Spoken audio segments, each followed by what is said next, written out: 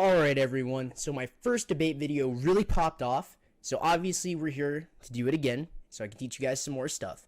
But before we get into the nitty gritty, I have some things I need to talk about. First of all, sincere heartfelt thank you for all the support on the Dark Sakura video. I was hoping that would do well, and it did. You guys subscribed, it was fantastic. But, really quick fast on that, my analytics show that only 83% of my viewers are not subscribing. Guys, if you're watching and enjoying the content, please subscribe.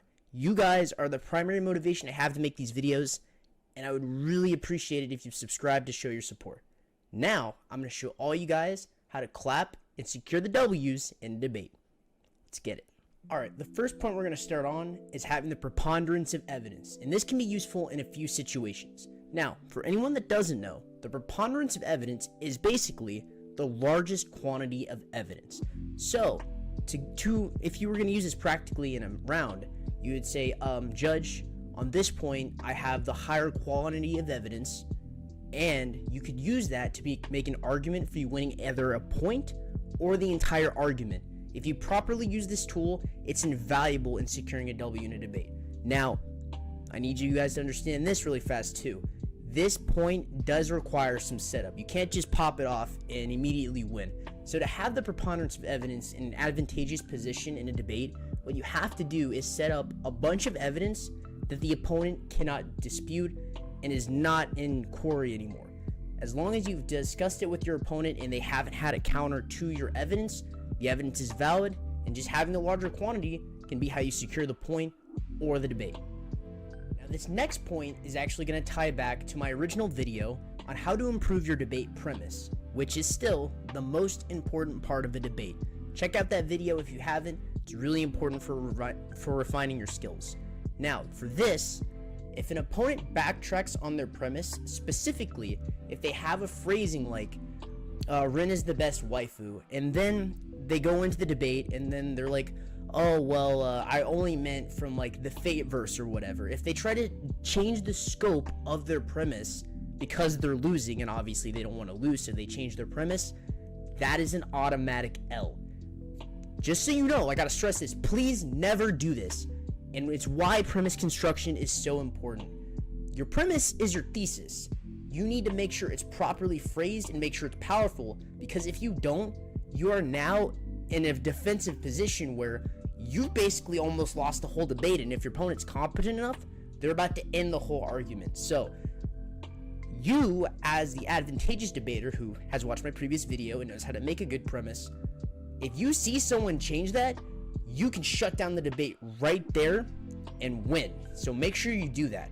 And just a little clarification, because there is a little ambiguity here. There are situations where clarity might be necessary. You just never want to be in that position, because theses and premises by nature, you need to clarify definitions of words, phrases, etc. Because their words have a lot of meaning in the English language, and sometimes you can strawman someone by poorly representing their phrasing. So just so you know, this isn't an automatic L, but you're gonna have a bad time if you don't have a premise, and an even worse time if someone knows this tip. So make sure you remember that.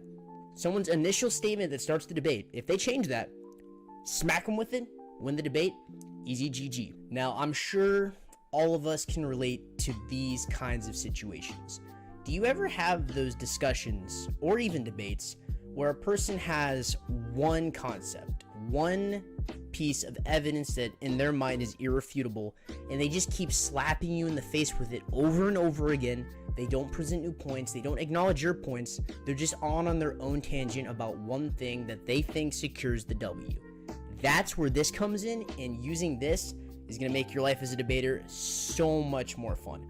So, the term is dialectics, and dialectics is basically our ability to have like a logical conversation and progress and continue the discourse. In this instance, you're going to go to your judge, or you're going to state to the opponent, you are compromising dialectics. You are not allowing the conversation to progress in a meaningful way, either from your lack of data or just because you are not moving from this point. A discussion and a debate by nature, they need to progress. And if the opponent is compromising dialectics and they lack evidence on the whole topic, just pull this and that annoying discussion is over, and congratulations to you because you won the discussion as well. Now for the final tip of the day. In this one, it might not be completely related because it is slightly different, but it also is similar in a sense because you can win a debate in seconds in this way. Just by not conceding the discussion and continuing a dialogue more than your opponent, basically just having more stamina and having an opponent walk out on you, that is a way to win a debate. If your opponent leaves, they are also surrendering in dialectics because they're not allowing a discussion to continue because the discussion is innately over. So, not walking out of a debate is a way to win in seconds and to easily secure victories where a person may be smarter than you. If they walk out, they aren't smarter than you because they just surrendered the whole dialogue. So remember that. Never walk away from the debate. Stay locked in. Don't quit. Pressure your opponent. Stay strong. Now, I know that some people are going to look at this and say, well, isn't walking away from a bad situation a sign of maturity? In a conversation, you're 100% right, but this isn't about conversing. This is about debating. Debating is an art. Debating is a competition. And if you don't look at it that way, then just have a conversation with someone. And so yes, in the situations where a conversation is heated or something like that, walk away, change it. But in a debate, you need to know what's going on and you need to stay locked into that proper mindset.